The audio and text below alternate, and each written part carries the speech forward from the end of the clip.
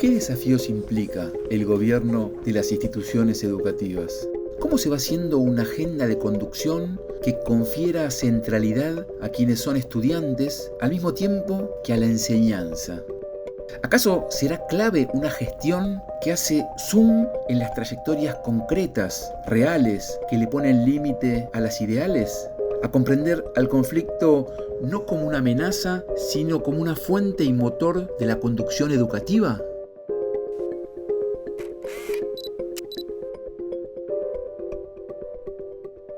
Primera pregunta, ¿qué cuestiones te parecen claves tener en cuenta para el gobierno de las instituciones educativas en esta época? La idea de que hay distintos pensamientos, distintas historias, distintos presentes, distintos intereses, y que es una definición de conducción casi tradicional, que es aunar voluntades diversas. Lo que yo sí creo es que cualquier discusión educativa es con los chicos en el centro, y cuando digo los chicos, si estás en un jardín es los chicos, si estás en una primaria es los chicos, ahora si estás en la universidad son los chicos pero también son los adultos. Nosotros acá tenemos chicos de 17 y tenemos gente de 70 años. Cualquier discusión que se da en la educación es con los estudiantes en el centro de las discusiones, ¿no?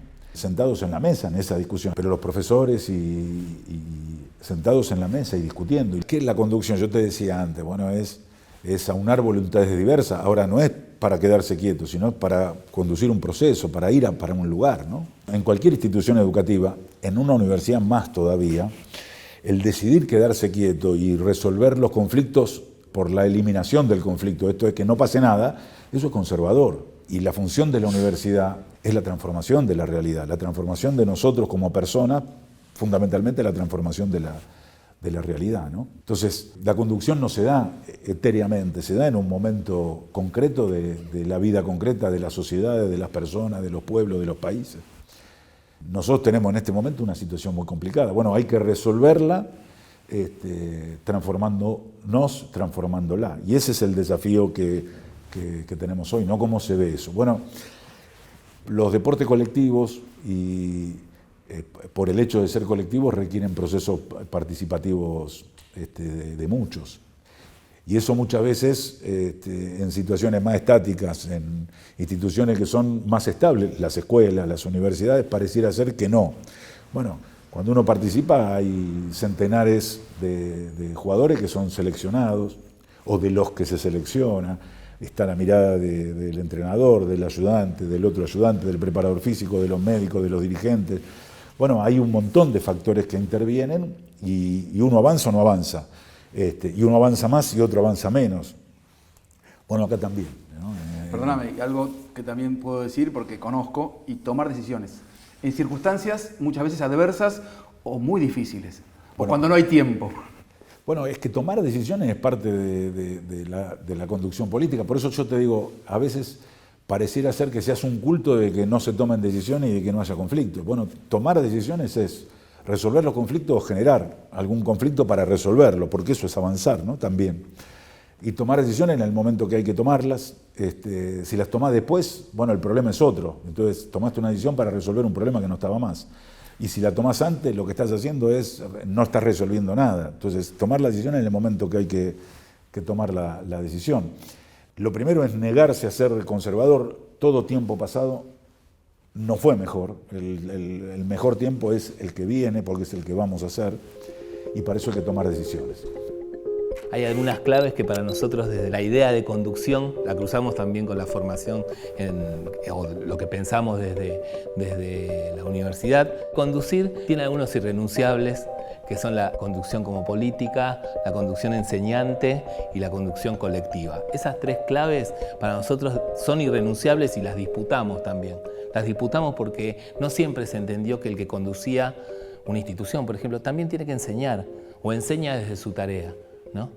Y también la pensamos políticamente porque se ha despojado en otros momentos de ese carácter de agencia a quien conduce. Parecería que el que conduce, por ejemplo, una institución solo tiene que pasar la información, que llega y ahí sí de vuelta viene ese arriba, esas cosas que bajan y que el directivo, en este caso, o la directora, solo deben transmitir el mensaje. Nosotros apostamos como a una mirada crítica, a una agencia también de ese trabajador. En la dirección de la escuela también muchas veces termina figurándose como un lugar de soledad, ¿no? Bueno, soy la directora, soy el director y me hago cargo de todo. Que muchas veces sabemos que la historia y cierta vorágine del sistema haga que quien conduzca una escuela tenga que encargarse de lo pedagógico, de lo edilicio, de lo administrativo.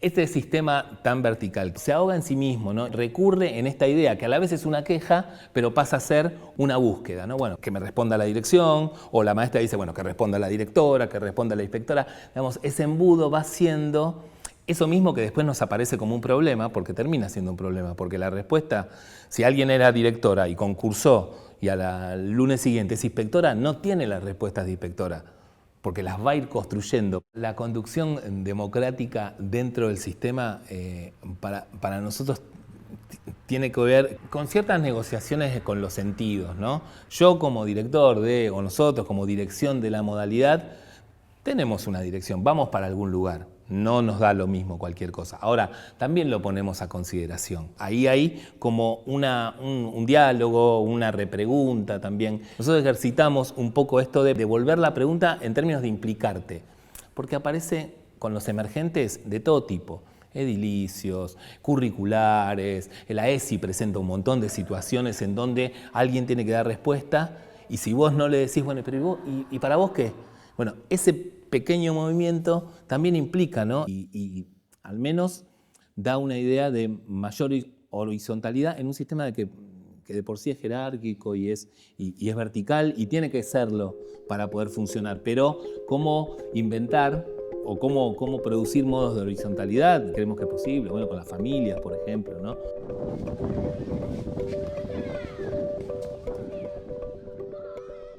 Nosotros creemos, todos los que participamos en esta escuela, la secundaria número 32 de Esteban Echeverría, creemos profundamente en el nuevo paradigma de la conducción, que es una construcción colectiva de participación de todos los integrantes de la escuela, incluidos los auxiliares, los estudiantes, los representantes de los docentes.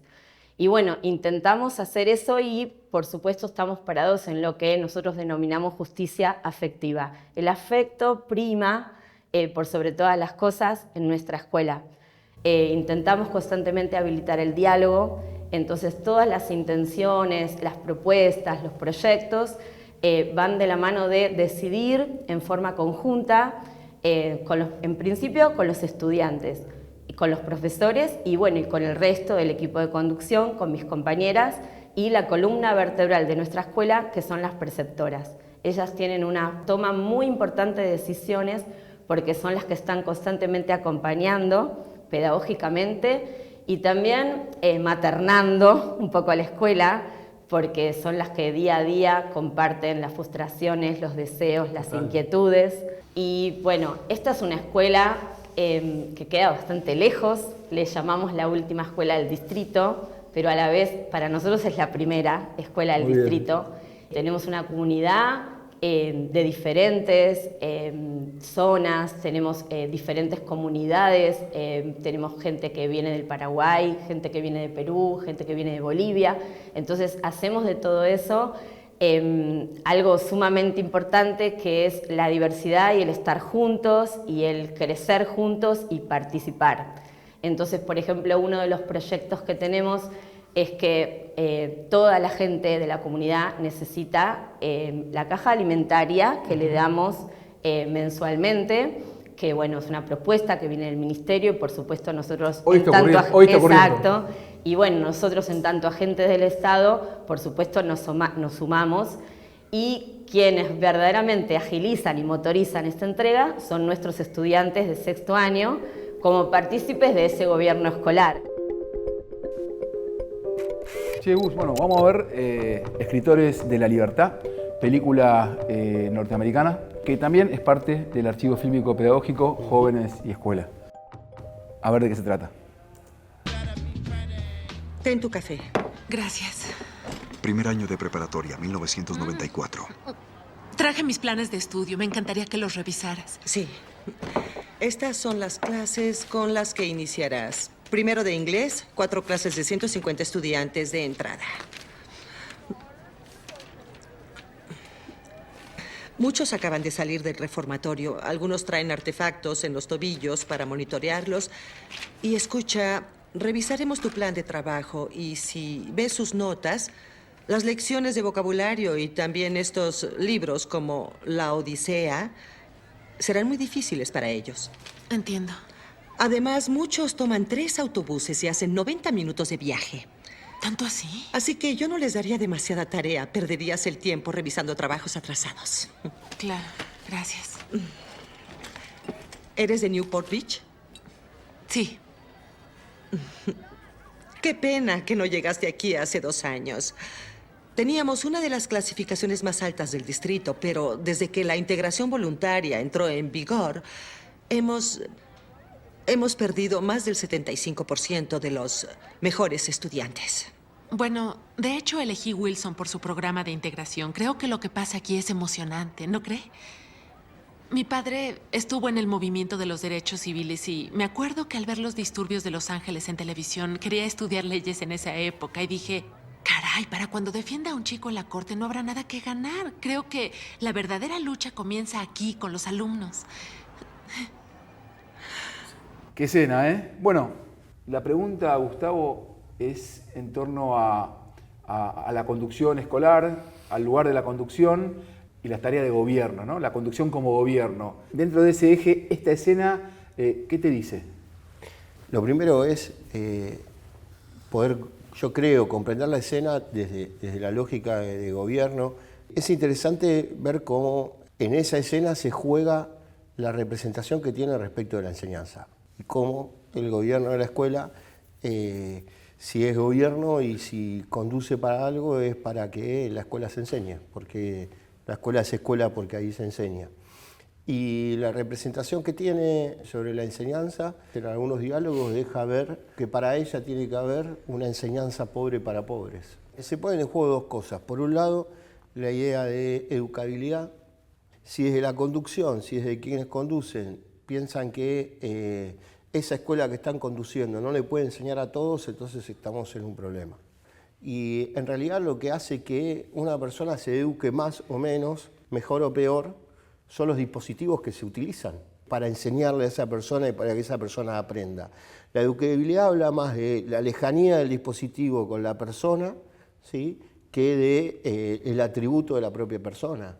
Digo, acá, en este caso, en esta escena, la educabilidad habla de una jefa de departamento que piensa que hay pibes que no van a aprender. Y tiene que ver con el hecho de poder pensar la escuela inserta en la comunidad. ¿Qué horizontes tiene esa escuela respecto de la comunidad en la que está inserta? ¿Y qué expectativas tiene la comunidad respecto de la escuela, ¿no? Muchas veces se habla de la escuela y su contexto. Y yo creo que en el ejercicio del gobierno escolar tenemos que muchas veces pensar al revés, ¿sí? Tenemos que pensar que el texto está afuera y que la escuela es contexto de ese texto. Porque la escuela es texto para los que estamos en la escuela, o para los que la vivimos todos los días, o para los pibes que van. Ahora, para un montón de gente del barrio, la escuela es contexto. ¿Qué se aporta en ese diálogo entre texto y contexto? ¿Qué tiene la escuela para decir? ¿Qué tenemos nosotros para reconocer de ese contexto? Pero no para reconocer en términos de el déficit, sino también para reconocer en términos de potencia. ¿Cuáles son los saberes que circulan en el barrio? ¿Cuáles son, los modos de relación? Quizás muchas veces se pone, por ejemplo, en evidencia que en los barrios populares hay más situaciones de violencia que en otros barrios. Yo lo que estoy seguro es que en los barrios populares hay muchas más situaciones de solidaridad que en otros barrios. Sin embargo, la estigmatización de los barrios populares es por la violencia y no por todas las acciones solidarias que hay cuando pasan cosas en el barrio. Hay que poder visualizar, poder valorar, ¿sí?, también esas cuestiones que están en los barrios, esos saberes, para incorporarlos a la escuela. Digo, la manera en que no entren por la ventana es abrirle la puerta.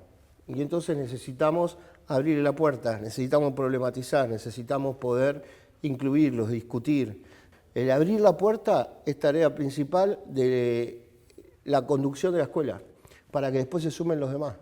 Si no hay un hacia dónde que marca el gobierno, la escuela, la conducción, es muy difícil poder elaborar proyectos educativos que contemplen el más allá de la escuela también. Para cerrar, un par de preguntas tuyas para cerrar la mirada sobre la escena. Lo primero es preguntarle a esa jefa de departamento para qué está donde está. Me puede decir, terminar y jubilarme. Bueno, ¿por qué está en una escuela en la cual descree de los estudiantes que tiene o los subestima? Sí, en relación a estos desafíos que todos tenemos que tener según el lugar que ocupemos, hay uno que es el trabajar con otros y otras, ¿no? Nos parece que muchos de los inconvenientes o las dificultades o lo que aparece como problema viene trayendo una idea de que trabajamos solos y solas, ¿no? El desafío del sistema educativo va a seguir siendo enseñar. Porque si bien cualquiera de nosotros diría la escuela ¿qué hace si no enseña?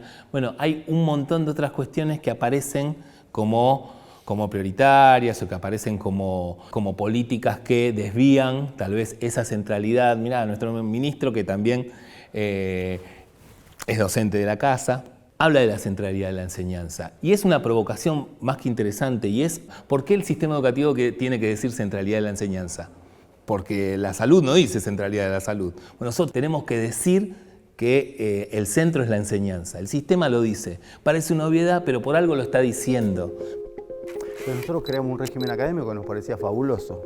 Y la verdad es que los y las estudiantes vienen de estructuras, en algunos casos, más rígidas o permanentes, de mucho tiempo atrás.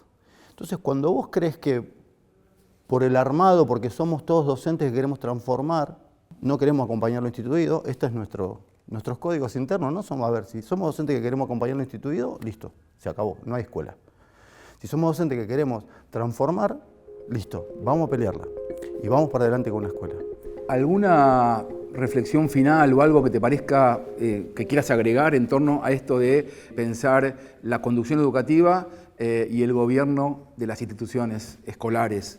Mira, yo recuerdo, de acá te digo una cosa muy importante que aprendimos. Nosotros empezamos a hacer las inscripciones y teníamos la idea de, bueno, tiene que haber horario a la mañana, horario a la tarde, horario a la noche, pensando en los estudiantes, ¿no? Y empezamos a hablar con ellos.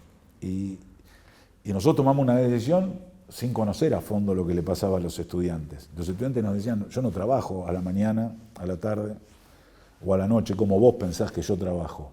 Vos creés que yo tengo un derecho, pero ese derecho no lo puedo ejercer porque vos tomás una decisión de acuerdo a cómo vos trabajás, no como trabajamos nosotros. Nosotros trabajamos todo el martes. ¿Por qué? Pues yo cuido personas. El martes 24 horas. El miércoles ayudo en el negocio de mi tía. Entonces yo puedo el lunes entero y el viernes entero. No puedo como vos lo pensás. Y esto no era un estudiante que nos lo dijo, sino que era cómo se organiza el trabajo en el segundo cordón del conurbano, entrando en el siglo XXI. Uno creyendo que toma decisiones justas, como los estudiantes tienen que estar en el centro, a veces las decisiones no son justas de acuerdo a lo que uno piensa de cuando fue estudiante o de los libros que lee pensando cómo son los estudiantes. Los estudiantes son los estudiantes reales, tienen que tener voz y voto en lo cotidiano, ¿no? en el gobierno de la universidad. Lo mismo con los docentes, lo mismo con los no docentes, lo mismo con los investigadores, ¿no? Hay que tomar decisiones en función de los sujetos reales que hacen esta universidad. ¿Se puede satisfacer a todos? Es imposible, pero hay 30.000, hay 2.000, entonces siempre hay conflicto. Hay que tomar decisiones con los estudiantes en el medio y tratando de entender qué es a lo que aspiran, lo que sienten, lo que les pasa, lo que les pasó, a qué tienen derecho y cómo eso se cuida, se protege para poder construir las responsabilidades que tienen que tener, ¿no? Jimmy, muchas gracias por poner palabra a esta iniciativa. Gracias. Gracias a vos.